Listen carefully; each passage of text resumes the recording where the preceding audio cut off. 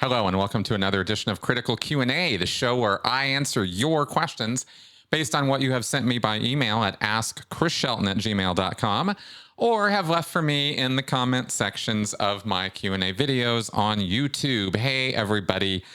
Welcome back, and thank you for inviting me into your home again this week. I hope you all got a chance to check out my podcast yesterday with Dodge Landisman, the NBC affiliate anchor reporter who was fired from his job in Arizona by the overlords of that affiliate station who buckled under Scientology's phone calls and legal threats. And decided to just get rid of the person who they felt was responsible for the problem, i.e. Mr. Landisman, rather than actually face up to some actual, integrity of reporting and stand by their people. So we got to go over that story in some detail, and he also got to ask me as many questions as I asked him. So we had some very nice back and forth. I hope you'll be able to check that out. And I also hope that you all might check out on replay the live shows that I am doing on Friday nights. We've sort of changed things up a little bit in terms of formatting of that show. It's still a call-in show. I still take calls from people, but got some feedback from y'all on what it is you really want to see on this channel and from me. And surprise, it's more of me, which was like, what? So, but of course, also maybe bringing on some guests and more conversation will definitely be occurring between my wife and I when she is on the show, which she is most of the time, so that we will have those critical conversations you guys can see on numerous topics having to do with the subject of this channel. And for those of you new to the channel or have just come around, this channel is not like other YouTube channels. The content here is not just a one-week wonder. We are good for a good ever, actually. It's called evergreen content. And that means you have an extensive library of videos on this channel to go through to find out answers to your questions about Scientology, coercive control, destructive cults like the Jehovah's Witnesses, the Mormons, NXIVM, Bill Gothard's, the Duggar family nonsense. All kinds of stuff is covered on this channel. And the content that I've put out is for you guys to always be able to reference and look at. And I hope you will take the advantage of what I've got here for you. YouTube doesn't help me organize it as well as I would like, but it is all there for you. And I have put some playlists together and things like that. So with all that being said, let's get on with your questions. Mac Zimdars. Are some leisure activities for enjoyment acceptable in Scientology? Are you allowed to watch TV as a Scientologist? If so, what are the quote-unquote rules? For example, can you watch an NBA game in the evenings after a day of work? Are you even allowed to have your own TVs, or is there a communal TV? All right, Mac, thank you very much for this question. Now, you're asking about Scientology, but it sounds a little bit like you might be thinking of the Sea Organization, which is Scientology's sort of cloistered fanatic band of people who are the ones who sign the billionaire contracts, who live communally. That's what sort of suggests in your question that maybe you're asking about them, because Scientologists as a general class of believers or people who practice Scientology are just like you and me. They live out in the real world. They got houses, jobs, kids, cars, white picket fences, all of that. And of course they have TVs if they want, and they watch TV just like anybody else does. They will get in a moment to, maybe what they don't watch, but they don't watch that by choice, by their own, through their own action, right? That they'll enforce that on themselves. Staff members as well. When you're talking about people who work for Scientology at the city level churches like Denver or New York or Milano or wherever, here you're talking about city level churches, and those are occupied by staff who sign 2.5 or 5 year contracts of commitment. And some of them might be on their 4th 5-year contract or something, but they are contracted on that kind of time period, not the billion-year thing. And those people tend to be supported by a spouse or have another job or somehow able to keep themselves going, and they don't live on the property, and they have a TV just like everybody else, like I said. Now, Sea Org live on Sea Org bases. These are centralized bases of operation, like the big blue buildings in Los Angeles. That is a Sea Org base. There's one in Sydney. There's one in, there's a small one in New York. Of course, there is a Sea Org base in Clearwater, Florida. That's a rather large one, dispersed all around the downtown area. There is one in St. Hill at the East Grinstead in the UK. And there is one in Copenhagen in Denmark. And those are official Scientology Sea Org bases where they communally live, the Sea Org members. And no, they do not have TVs. And at least not, when I was there, they didn't. We did have a TV that would sometimes be brought out in the main mess in the galley area where we would eat food. We would gather there to have breakfast, lunch, dinner. And if there was, some kind of an award or, a movie night or something, then we would be able to watch movies there. Or if there was something, and I can count on one hand the number of times this happened in the 17 years that I worked at the Big Blue base in Los Angeles. It was really only a handful of times that they rolled the TV out to show us, say, a Super Bowl during meal times. And you couldn't sit there and watch the entire Super Bowl, but at least while you had your half-hour dinner time, oh, wow, Super Bowl, right? Or, some other news event. I think when 9/11 happened, we had the TV out and there was and we were following the news on that to one degree or another. But that was only for like a day or two. It's not an extended thing. Never is. TV was a major, major reward. And the reason for that is because L. Ron Hubbard specifically wrote a policy for the Sea Org that stated in no uncertain terms that TV was addictive. It was bad for you. It rotted your brain. And he didn't want Sea Org members getting addicted to soap operas or other television nonsense because it was a major distraction to their work. And it took them off of post. And they would, even escape from their post for a little while and go to their dorm room and watch some TV. And so this was nope. All the TVs confiscated. Nobody's got TV. And this is completely not okay. Now, over the years, this would be circumvented by little tiny video players or DVD players. We used to have those, remember, that would be portable. And you could watch a DVD on a little screen. Or maybe we had a laptop computer. I had a laptop when I was in the Sea Org, and I could watch DVDs on that in my dorm room late at night. Or in my married room, because I was married, for most of the time I was in the Sea Org. So there were ways of circumventing some of these rules, as long as you weren't blatant and obvious about it or too loud, right? You listen to it on the headphones late at night, tucked under your bed, and you didn't want the security guys to confiscate your DVDs, but at one point they did come through and confiscate everybody's DVDs because somebody was found watching a DVD in the middle of the afternoon in their room, right? And it was like, oh my God, right? RTC had a cow, and security had to go through and take everyone's DVDs. And there were,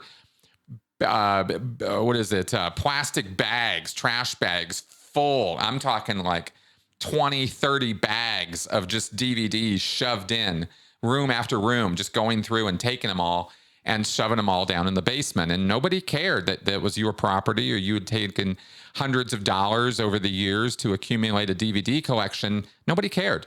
That was not yours anymore. It was the Sea Org's, and it was just too bad.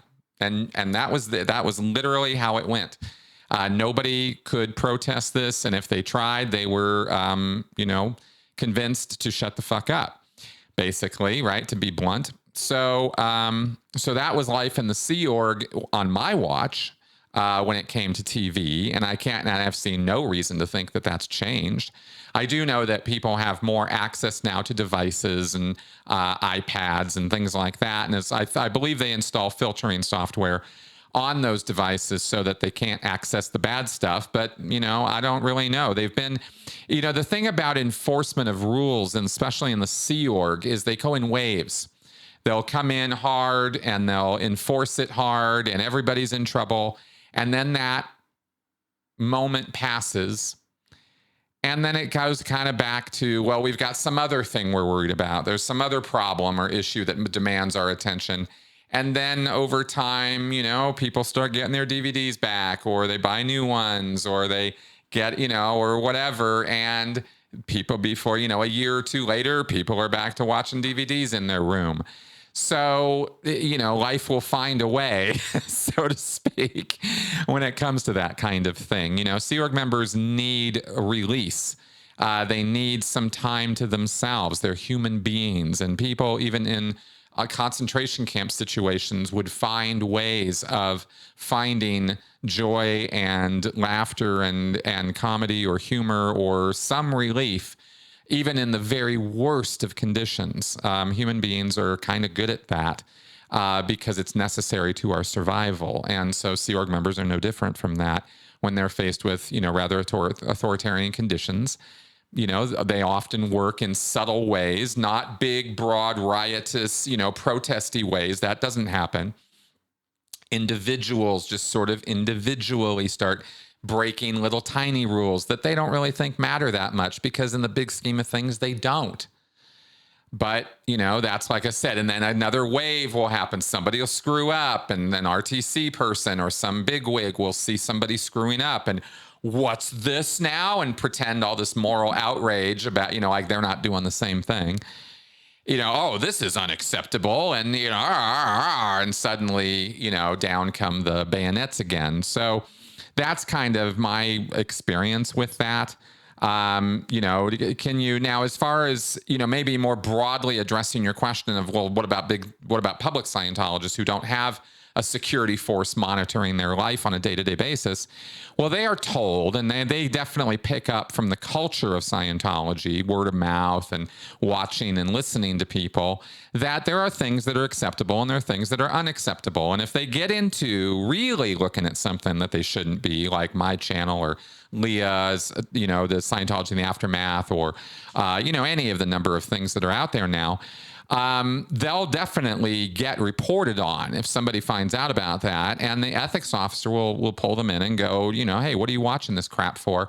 This is a bunch of lies about Scientology. The truth of it is right here. So what are you doing that for, right? And they'll be like, oh, well, I just wanted to see. Well, what's happening with you that you think you want to see that, right? And then they'll start invasively burrowing into this person's personal life to find out what kind of doubts and reservations they have about Scientology that are causing them to go watch this N Theta. And after about one or two of those kind of interviews with an ethics officer, where you have to kind of start confessing to things that maybe you did and maybe you didn't, but they're not going to let you out until you say something. You go through one or two of those kind of experiences, and if you still want to remain a Scientologist, you learn to just keep your eyes off of that stuff and not look at any of that. And this is reinforced within the world of Scientology by the fact that they believe the e-meter works, and that an e-meter is unbeatable, and an e-meter is something that can register their deepest thoughts. And so if they are trying to hide from a church auditor or sect checker or confessor, right, that they have been doing bad things, then the e-meter is going to fib on them. It's going to tell the auditor everything, even though they're sitting there saying nothing. And so they know they're going to get in trouble anyway, so they just don't do it. And it's easier. The path of least resistance here is just don't watch Leah's show, right? Just don't pay attention to Chris Shelton. That's easier. And that's information control. That's thought control. And that is what cults like Scientology excel at doing. And that's how they do it. So you're allowed to watch TV as a Scientologist. Of course you are. You'd want to watch all the things that the Scientologist celebrities are in, of course, right? I mean, every Scientologist has seen Top Gun Maverick.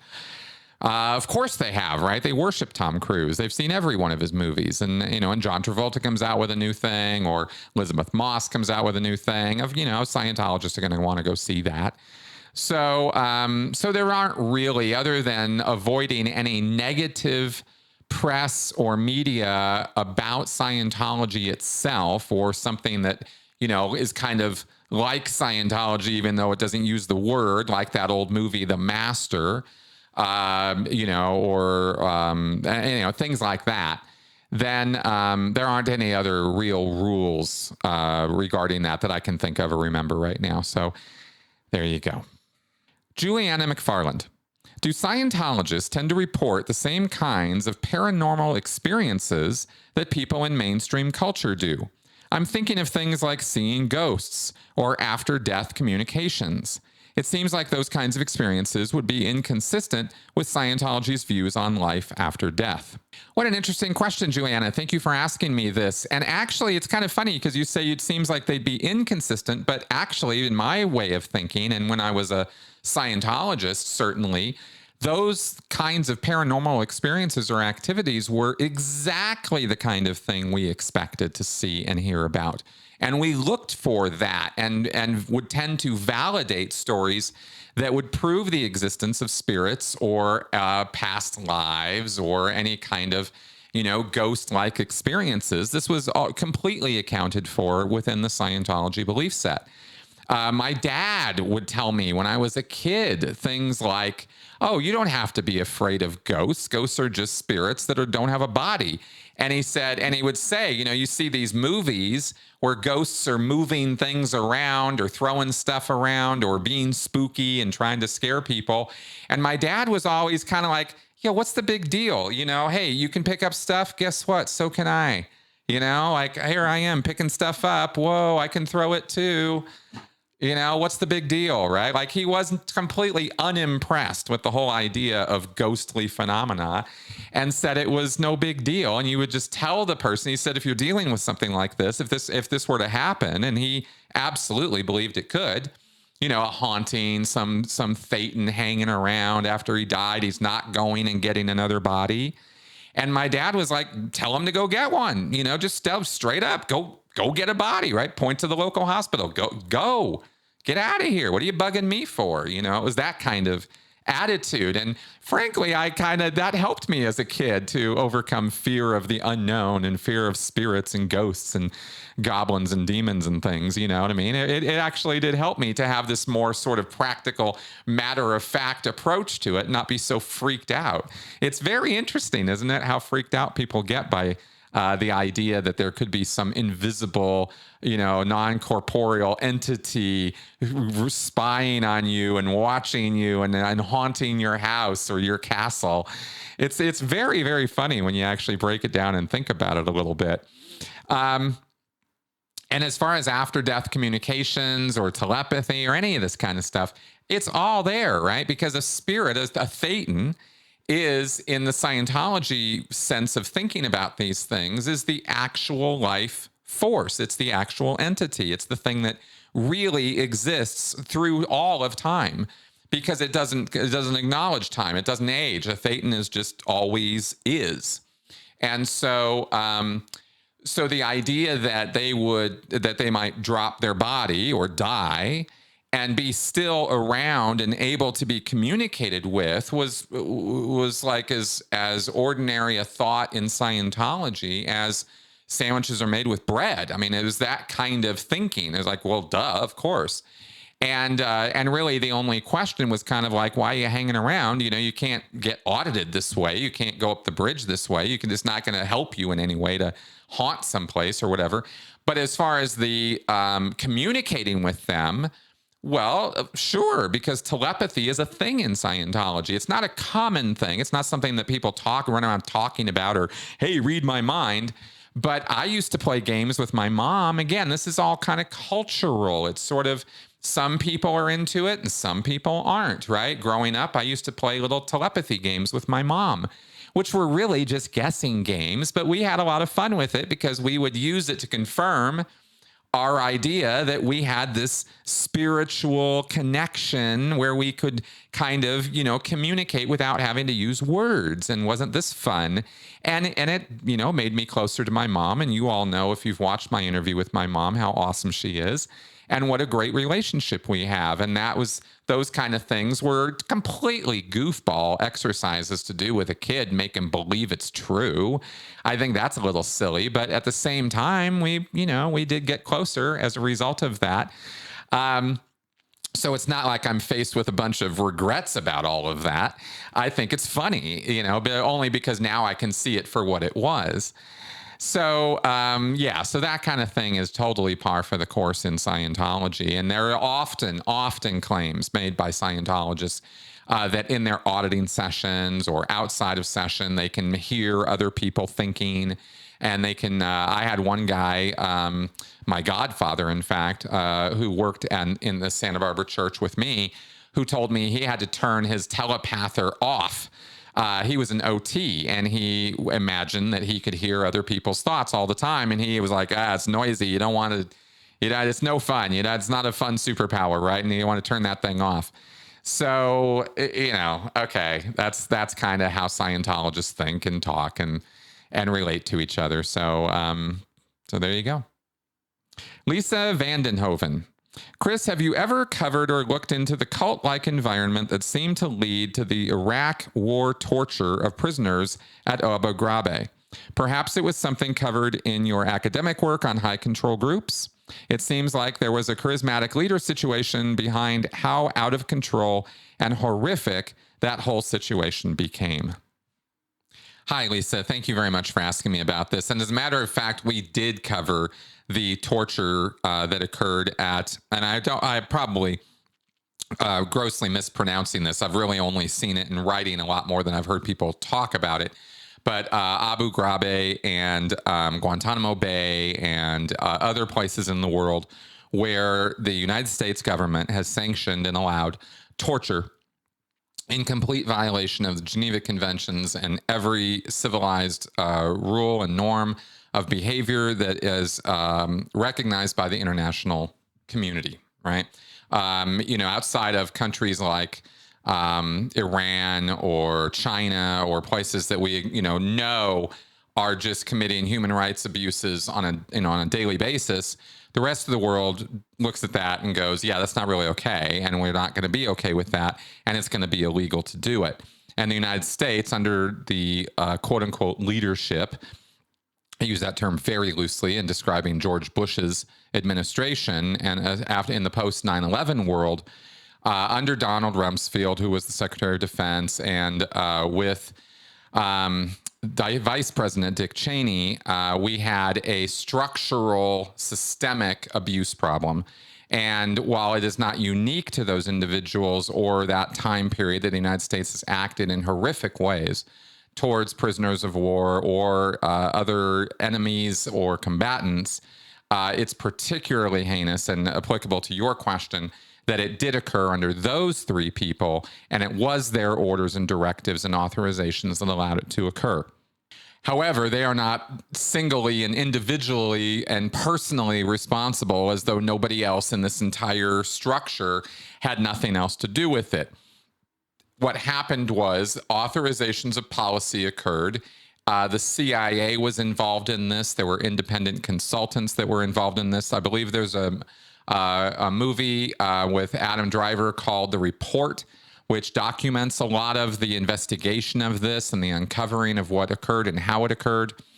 Once Congress became aware of this, and once it had become a media problem and an image problem, that's when there were lies told by President Bush, by other administration officials, covering up what they damn well knew that had been going on.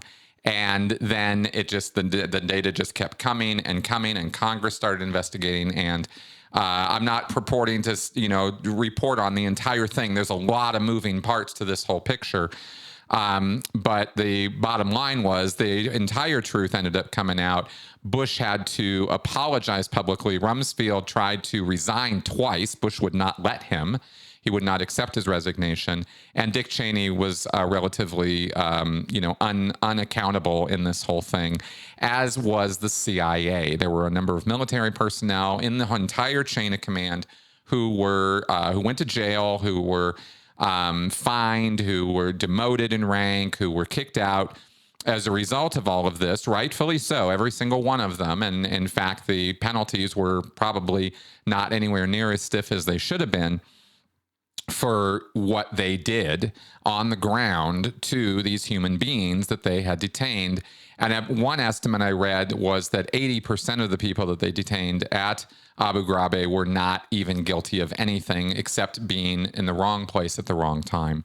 And yet they were literally tortured, sexually molested, sleep deprived, food deprived, beaten, raped, made to watch the rape of others. I mean, really, really, really nasty stuff. The worst kind of stuff, Nazi level stuff, happened in these prisons, and Guantanamo Bay I'm talking about, as well as Abu Ghraib.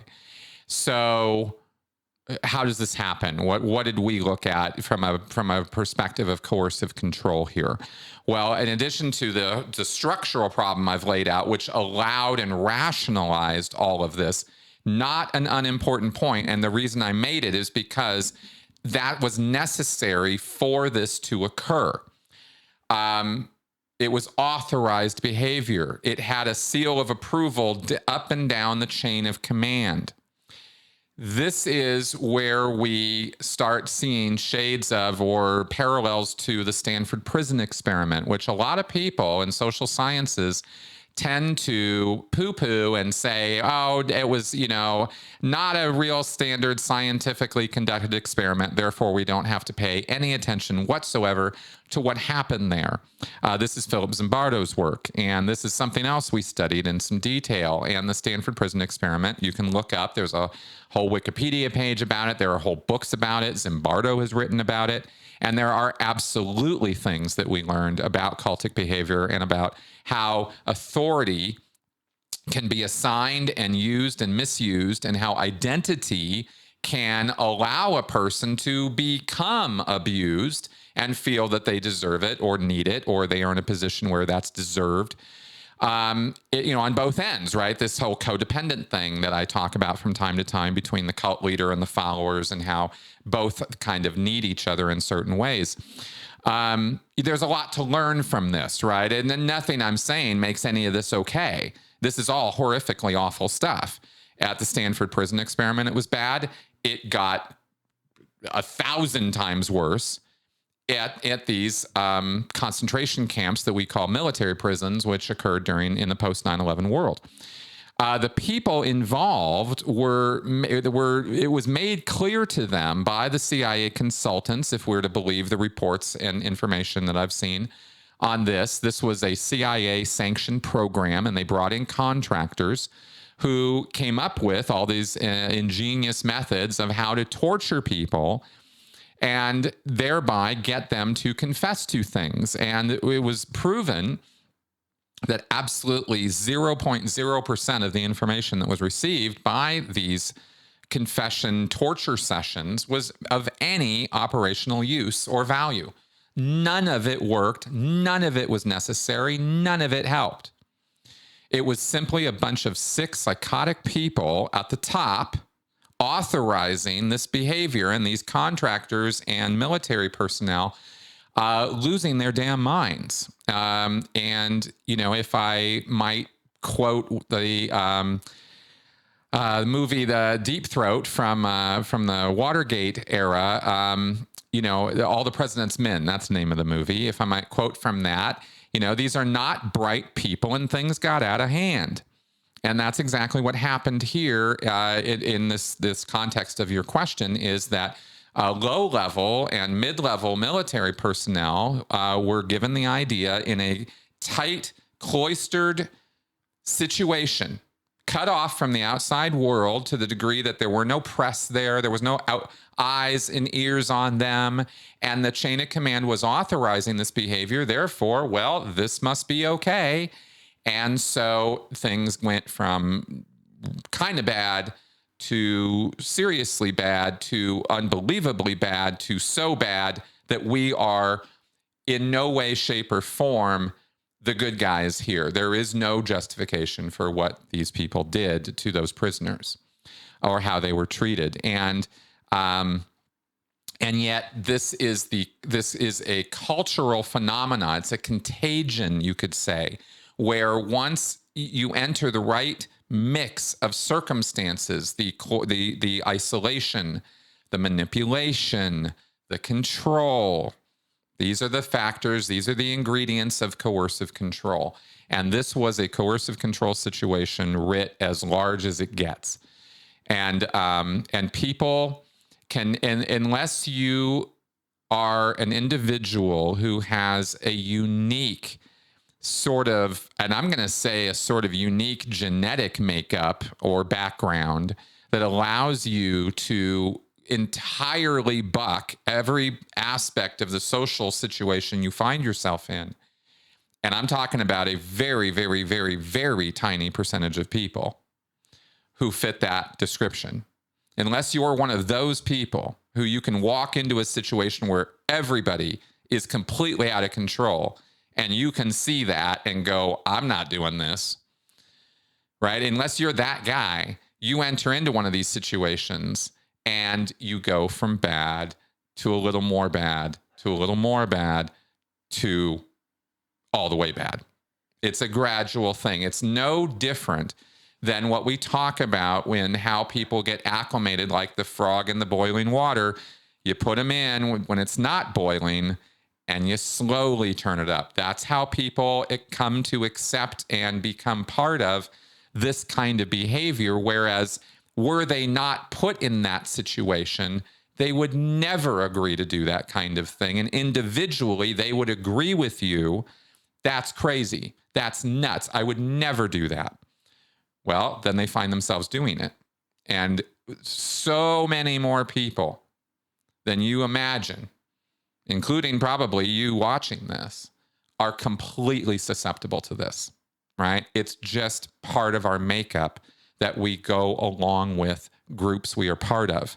And that when we are authorized and we are told that we are the good guys, we are on the side of right, it is us who are always right and them who are always wrong, that it justifies and we can rationalize doing the most heinous acts against other people, the worst things you can imagine.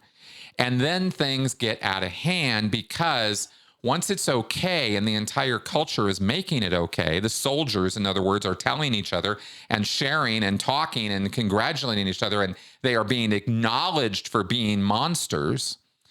They are being told this is a good thing. You're doing a good job here.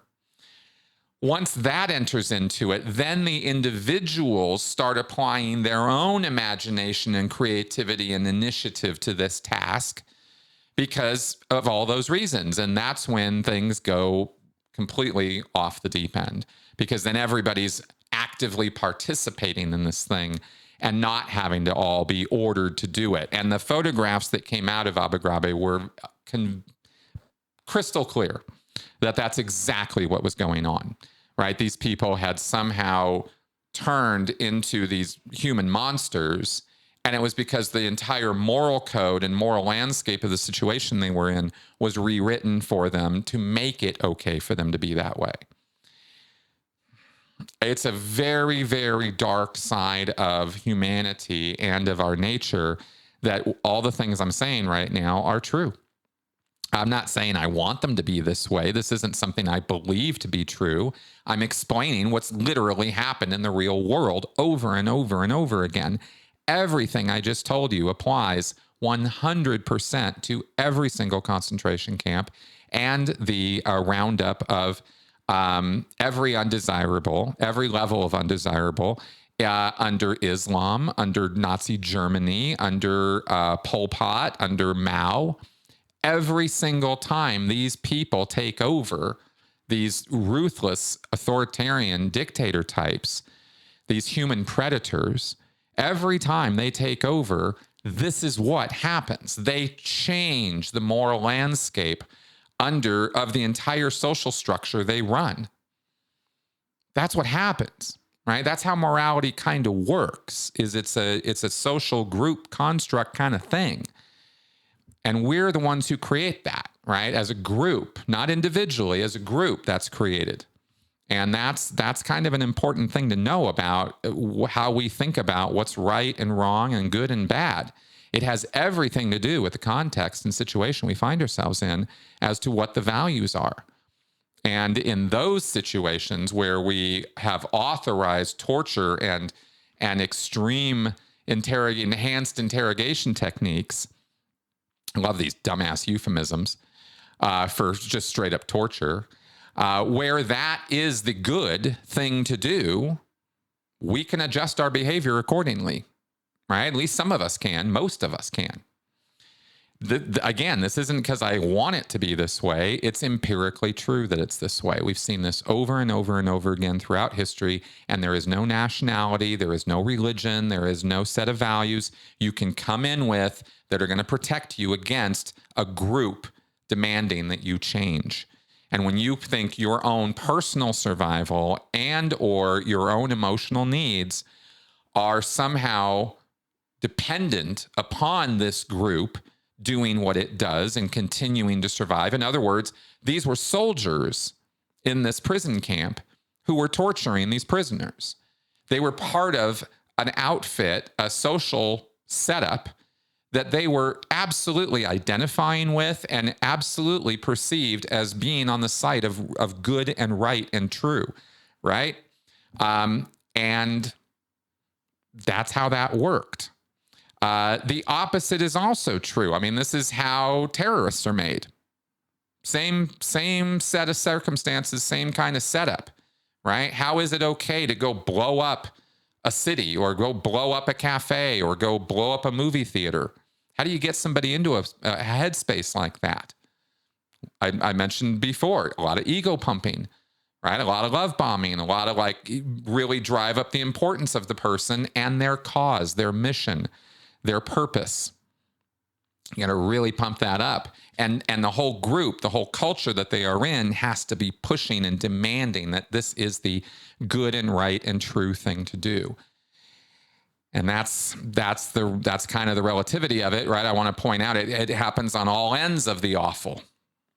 But this is the worst aspects of what we look at as coercive control. So, nasty, nasty stuff. But it's a great question, and it's something I wanted to talk about for a while. So thanks, Lisa, for asking. Anonymous. The insider revealed that after the chase wave, certain staff were threatened by the org that they should keep quiet or else they would be turned into law enforcement. This has the effect of increasing the hold of the org over these people. This reminds me of the database of abusers kept by the JWs. After an internal sex abuse investigation with all the two-witness rule conflicts and other bias issues, the case is hidden from the public and law enforcement, but stored away in the database. This type of thing is a way of making super loyal soldiers for the org out of the abusers. Alexandra Stain alludes to people in cults being turned into deployable assets in that these people are so loyal to the org that they can be used for tasks strongly against the individual's own interest. Presumably, some of these cases involve blooding with guilt of some form, akin to a new gang member having to commit a crime to get in. The question here is whether anybody studies this aspect of coercive control and destructive orgs in general. It seems that looking across all the orgs we know about and studying this as an aspect of control in all its various forms would be interesting. Who might do such a thing? This is one area where these orgs do seem to show some legal exposure, and showing that it is pervasive across orgs would help try to deal with them at the societal level. Okay, thanks for this question. And interestingly, you kind of answered it yourself almost in the question, because you mentioned Alexandra Stain, for example, as somebody who absolutely studies exactly this kind of thing, disorganized attachment. I've had her on my podcast twice, if you guys are interested in that. And how love, terror, and brainwashing works, right? That's what Alexandra has written about. And she's made her whole life study to talk about those things. So, there's somebody whose work I could recommend. John Atack, in Opening Minds, has also delved into how this kind of phenomena works a bit. It's touched on in lots of different places, including gang work and terrorism and counter-terrorist work.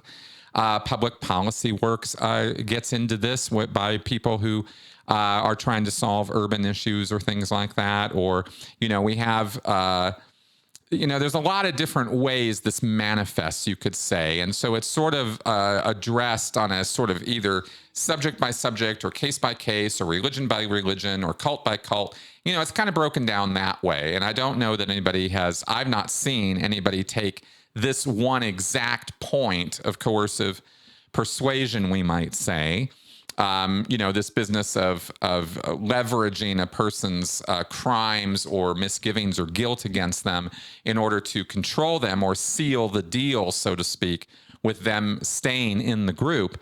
It's a very interesting point of coercive control to isolate, and certainly, like I said, something that we talked about and studied in my master's program, but that's kind of what I can say about it, really. It's just, I don't mean to be brush up at all. The question is a very thorough question, and it really, like I said, it kind of answers itself in that that's how it's studied. But I will push back a little bit that somehow by studying that one aspect of this, we might open the door to how we could prosecute some of these more destructive cults or organizations, because this is a well understood and known phenomena, right? Like police and gangs and counter gang groups, they know about how this works. And they understand the psychological bonding that occurs between people who commit crimes and are now part of this group of, I'm now a criminal, right? So I'm no longer a citizen. I'm in this side of the equation, not this side.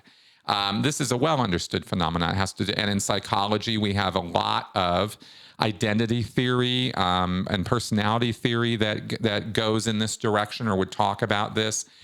Sociologically, you could talk about group identities and group versus group and how groups change or individuals will change going from one group to another.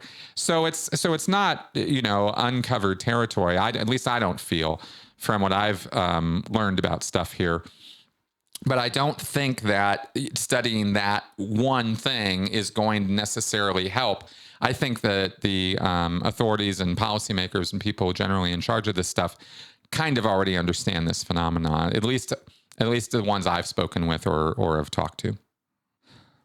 PM, I have a question regarding the structure of the RTC Religious Technology Center.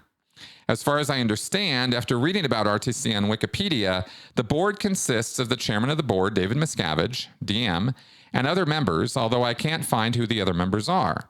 Are there authority laws that the board must follow and accounts that must be reported to the authorities about their annual meetings? Can the members of the board or members of the Church of Scientology legally vote to replace DM as chairman of the board? Or is the only option that a larger number of Sea Org members and board members join together so they outnumber DM's entourage of bodyguards so they can, quote unquote, help DM to, quote, voluntarily be escorted to a car that takes him to Gold Base? Once there, he is escorted or carried if necessary and thrown into a locked windowless room with a desk and a simple bed where a small inscription carved into the wall above the bed is visible that reads, "Shelley was here." All right. Well, very funny and an interesting question, except for the fact that what is the entire basis of your question is actually off, but it's not uncommon. We have seen this question asked many, many times ever since the Church of Scientology restructured itself in the 1980s so that there could be an authoritarian dictator at the head of the whole thing, namely L. Ron Hubbard. Then he died and David Miscavige took over this structure. But the entire structure was built, and this is important, the entire structure was built so that one guy could run the entire operation, but it would look like from the outside that there's a board of directors, that there are organizations and corporations and corporate bylaws and boards of directors and all of the usual societal norms were being acknowledged and sort of given a veneer of reality in the world of Scientology, right? There are corporate structures. There is a hierarchy. There's a labyrinth of corporations that makes up the full body of the Church of Scientology. Every single individual church is a corporation. The management units are corporations. The publications orgs are separate corporations. They all have their little boards of directors. But, you know, every single one of the members of all of those boards, L. Ron Hubbard figured this out in the 50s and 60s. Every member of the board has turned in to David Miscavige, or at the time, L. Ron Hubbard, an undated, signed letter of resignation. So anytime L. Ron Hubbard wanted somebody gone, he just put a date on it. You're out of here. And then the next guy would come in, and one of the prices of admission onto a board of directors in the Church of Scientology is that you turn over an undated, signed letter of resignation to David Miscavige. If he doesn't want you in that position, you're out of there. And he controls that very tightly. He learned that from L. Ron Hubbard. So it doesn't matter who the board of directors are. It doesn't even matter if they're Scientologists or not, right? This policy is not just something you can use with Scientologists. Anybody who comes in, give me that undated signed letter of resignation, right? In other words, here's your termination papers that I've got in my desk drawer, and if you don't toe the line and do what I say, you're out of here. And that's just one method of control. That's just an administrative point of control. There are many, many other methods of control and disposal that David Miscavige has available to him. So this entire labyrinth thing that you're asking about, you know, well, could they vote him out, or could enough Scientologists get together? No, not ever. That's the entire thing is a sham setup. It's never going to work that way because it's designed not to work that way. It's designed to work this other way, which is Miscavige in the top. What he says is what goes, and everybody complies. Period. That's it. And that's exactly how David Miscavige runs that operation, exactly the same way that L. Ron Hubbard ran it. There was nominally, in other words, in name only, right, there have been structures and hierarchies of command and command channels that have been set up within Scientology. I did it years ago. I did an entire video breakdown of that. As far as I know, it's still good. For the most part, as far as I know, that all still holds true. And I showed how there was a whole structure. And then I showed how David Miscavige ignores all of it at his whim, because he can order anybody at any time to do anything. From the lowest to the highest, he's got complete control. That's by design. That's not just him abusing the system. That's how the system was designed to work. And they used a facade of language and corporate structuring to make people like y'all think, oh, this is run just like IBM is. This is run just like any company is. No, it's not. It's not at all. And that's, again, this is a very, very important point. And if you want to read about all of this in more detail, this has been reported on a number of times on Tony Ortega's Underground Bunker. If you look up any articles or writings by Denise Brennan, this is the person who actually put all this together at the behest of David Miscavige and L. Ron Hubbard in the 1980s. And Denise is no longer with us, but her writings persist. So you can check out Tony's reporting and Denise's comments on this. And it's all broken down in, I think, in fact, Denise wrote a whole book or pamphlet or something that really kind of broke all this down. Pretty sure you can find it on the internet if you look around for it. If I can, I'll post a link to it below for you guys. So I'll see if I can dig that up. There you go.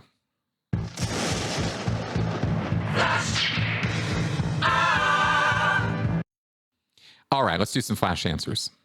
Jonathan Perry. In the United States military, there is a policy where you're allowed to disobey an unlawful order. Does anything exist like this in Scientology? If a superior is violent at you, why can't you defend yourself and retaliate? I know there's the suppressive person thing, but if you knock the guy out, even though he's in command, why can't you call him a suppressive person? The leadership breaks Hubbard's rules all the time. Okay, well, the fast answer to this question, Jonathan, is that yes, there is an orders query policy where if you receive an order that is illegal, offline, or otherwise not something you should be receiving, you can, within your rights, ignore that order or query it, right? Because just ignoring it is probably going to get you in hot water. So you query it, you send a written, nope, I don't want to do this. And of course, I've told the story of what happened when I queried an order from David Miscavige. Told that a few times on this show. I received the third degree from a couple of RTC staff within a couple days of sending that orders query. So there are consequences depending on who it is that you are querying. If it's your immediate senior, let's say you're in the Sea Org, right? And your senior comes along and he's some low-level, mid-level guy, nobody of consequence, in other words, and he starts batting you around or beating you up or something, there is actually Sea Org policy that says you can start, wailing on each other. And the policy specifically states if somebody is preventing you from getting your job done, right, then you have the power to move them the hell out of your way, no matter what it takes. And this would justify and was used to justify to our entire base violence and people getting into, altercations over being stopped from doing their job. And you can interpret that any way you want up and down the command channels. But there are certain individuals, there's a certain point of authority where you start laying hands on people and you're going to be in an awful lot of trouble, right? There is no one ever who's going to be allowed to start beating up on David Miscavige, right? Or on somebody who's, an officer or somebody who's really got some authority or some, something like that, right? And also, by the way, an awful lot of those people on the Scientology in the Sea Org command lines are female. So that's another reason why they tend to not necessarily get, into physical altercations. Just kind of an interesting observation. Maybe, no, I think that's still true, actually. So not sure how that it would be an interesting study if I could get all the data on that to find out how it is that kind of pans out to be that way. But generally speaking, males have and this is speaking from experience of having reviewed hundreds of personnel files as a Scientology manager. Generally speaking, guys come into Scientology with a rather checkered past more often, especially of sexual escapades, than females do. And so they tend to not be qualified for high-level positions, which always seem to require or mandate a clean, spotless record of never having broken any of Scientology's rules, even before you knew about them. And that's why women tend, I think, to rise faster than men in the organizational structure of Scientology. So there you go. Owen Raybold, thanks for all your videos and output on the subject of Scientology and other cults. One thing I'm curious about, when a departing Sea Org member is charged a freeloader debt, can they not retort by asking for back paid wages? It seems as though if the church is going to retrospectively treat them as a paying customer, could they in turn treat the church as an employer who has failed to pay them for all their work? Sure, you could ask. I mean, no, again, let's remember that Sea Org members and Scientology staff are classified legally as volunteers, and they sign contracts, legally binding contracts agreeing to that. They are not owed anything by Scientology. That's in the contract. It's 100% in Scientology's favor, not on the staff member or Sea Org member's favor. So there is no such thing as back pay owed. Doesn't even exist as a concept in Scientology. So there you go. Alex C. Have you ever witnessed a low-ranking Sea Org member blow up at a higher-ranking senior? What happened? When you were in charge, did anyone blow up at you? Yes, I blew up at seniors from time to time, and I observed other people do that. And yes, people blew up at me when I was a mid-level Sea Org manager, and somebody had had enough and decided that they were going to lay into me or let me know what was what. And results may vary, right? Depending on the situation, depending on the people involved. Sometimes that would be responded to with Physical violence, sometimes that would be responded to with punishments. More often than not, it was that. Sometimes it was, wow, this person's blowing up. Usually they don't. What the hell's going on here? And there was actually a little bit of care and compassion and, hey man, what the hell? What's going on here? Right? Tell me what's happening, right? And that would be an approach that a senior or high ranking senior might use. So it depended always on the situation and the people involved as to what was going to go down. But yeah, I definitely observed that happen many times over the years. Sea Org members and staff are, only human after all. All right, so that is our show for this week. Thank you very much for coming around and listening to me gab on about all of this. I hope you found my show informative, educational, and entertaining, maybe. And if you did, consider supporting the show through Patreon. And of course, I will remind y'all, I do consulting. So if you are in need of consultation on a professional level, not therapy, not treatment, consultation, I will help you if you are either recovering from a destructive cult or coercive control situation, or you need help with a family or friend who is stuck in such a situation. Maybe I can advise or give you some data that might help. All right. I will see you guys next week. Bye-bye.